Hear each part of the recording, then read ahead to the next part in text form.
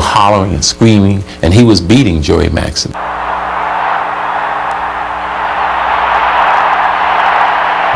By the 10th round, the referee, not the fighters, the referee collapsed and had to be escorted from the ring, replaced by another referee. Robinson began to noticeably show the effects of the heat. His legs began to get a bit shaky. In the 13th round, he missed a punch and fell flat on his face.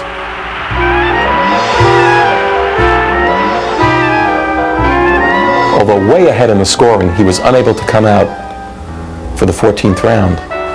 If not for the heat, he would have easily walked away with the light heavyweight championship. People don't know how near dying Dad was.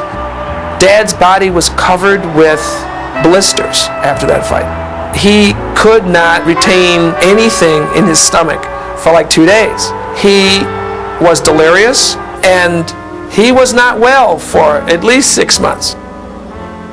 After the Joey Maxim fight, he decided that what he would do was give up boxing and get a nightclub act together. I've gone into show business because dancing is something I've always loved.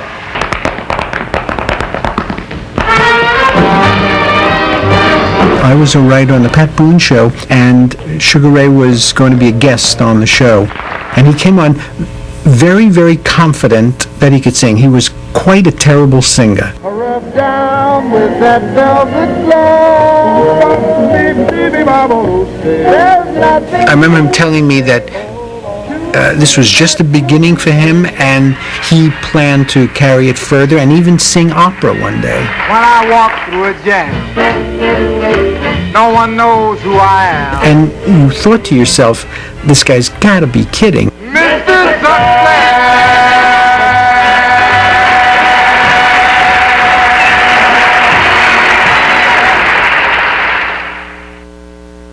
Sugar Ray Robinson, the Father's Day Committee is deeply honored to name you the sports father of 1952. Here's your medal and my heartiest congratulations. Oh, what kind of a father was Dad? Dad, oh, that's hard to say. It's like horrible. My dad was a dad to lots of children, except his own. My brother and I, anything that we wanted to do, there was always the chauffeur or somebody to take us, not my dad. My uncle always liked my brother and I to be around him because, I mean, we were almost like his children, you know. His real children weren't around him as much as my brother and I were. He had a hell of a temper. If he got angry, everybody was quiet and stayed out of his way. He'd give me a heck of a slap or push if he thought I deserved one at that time. She did not know how to deal with his philandering. You know, she'd say, "Get those bitches out of here." If you went to Sugar Ray's, you'd always see the queens of the hop. You'll see the finest ladies in the world there because he attracted them. Dad would have 3 or 4 rooms in the Teresa Hotel where he would keep his girls. But anytime there would be a situation where he would be caught in the act or near the act or after the act, there would be violence that would be precipitated by that. It was outrageous the way he would haul off and slap me if he thought that I disapproved or was getting ready to leave in any way. He was going to straighten me right out. Dad came in the front door, threw the door open, and nailed my mom with a combination. I yelled, "Stop!" from the top of the stairs. And he looked up at me with the strangest face. You know, it was like pure shock and terror, and turned around and left. We got into a heated argument, and he knocked me down. And I looked up at him and I said, "Does that make you feel like the champion now?" All that punishment to his body, all that punishment to his psyche, all that punishment, he then had an opportunity to vent when he had a bad mood or when he felt pressured. At that moment in my father's life, what my father would do would be strike out. He's very, very good to live with. He's kind, he's considerate, And he will never share a problem with you. If there's anything that worries him, he keeps it to himself. So times like that, he may be a little quiet, but he's wonderful to live with. It's real interesting to know that here's a woman that constructed the whole story of Sugar Ray Robinson, who he was, the cavalier, gentleman boxer, which I guess Dad was gentlemanly when he chose, but when it came to, he was as down and dirty as anybody else. He was one of the most mixed up individuals I've ever known. Psychiatrists would have had a field day with Ray. Dual personality. Ray would be charming, gracious, and 1 minute and the next minute have a stiletto in your back.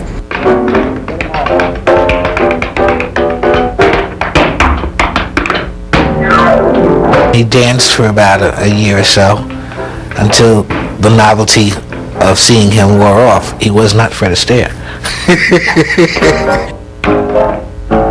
While Ray was dancing, I think he was in Europe at the time, he learned that his businesses had really financially collapsed. There were a lot of paradoxes about how Ray dealt with and felt about money.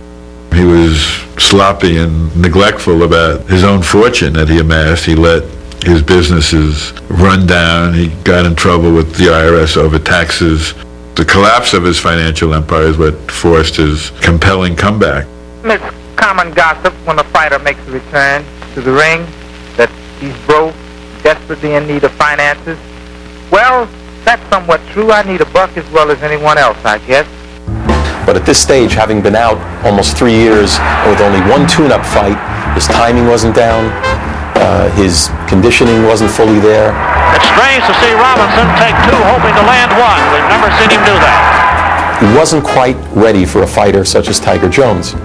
And at that point, even the close members of Ray's camp thought he was washed up, that he was through, that he'd never be able to regain the title again. Ray was not discouraged by the loss to Tiger Jones. Perhaps the fact that he needed the money pushed him on as well. And he did eventually succeed in obtaining a title fight with Bobo Olson, who had the middleweight title at the time. How's the fight gonna go? Well, I think the people will get a run for their money. See that? Always have when we fought. Gonna go 15 rounds? Won't go over that. That right, Bobo? Right. Now at long range, Olsen's left goes to the head. He drives the right to the chin. And Olsen is down for right uppercut to the jaw. Olsen is down on his back. 3, 4, he's rolling to 5, 6, 7. It is going to be a knockout for Sugar Ray Robinson. After knocking out Bobo Olson and regaining the title, Ray felt vindicated. The newspaper guys didn't think he would win. Nobody thought he could win. So on the way back to the dressing room, Ray Robinson, who was always in control of his emotions, actually broke down and cried. There's a quirk in American hero worship that I think people love you more if you have been humbled once or twice, if you seem vulnerable, if you have a weakness. And I think the same thing is true of Robinson. After he lost a couple times, when he reached the level of being a mere mortal and not a god, then I think he became more and more popular. Ray, let's have a big smile. Ah, boy, good smile.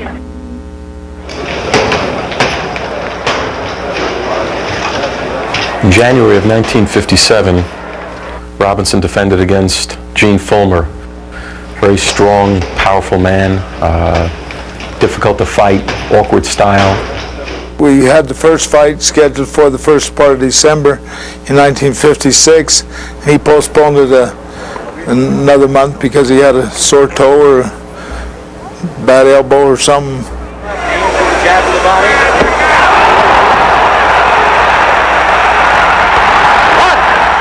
Robinson lost a 15-round decision. And again, the sports obituaries were written.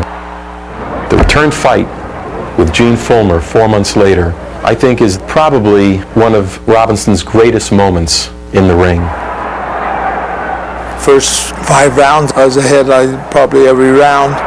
He came back to the corner after the 4th round and said that he had had enough, that he was going to decide to quit, and they talked him into coming out one more round. and that one round was the end of me. And a hard hook.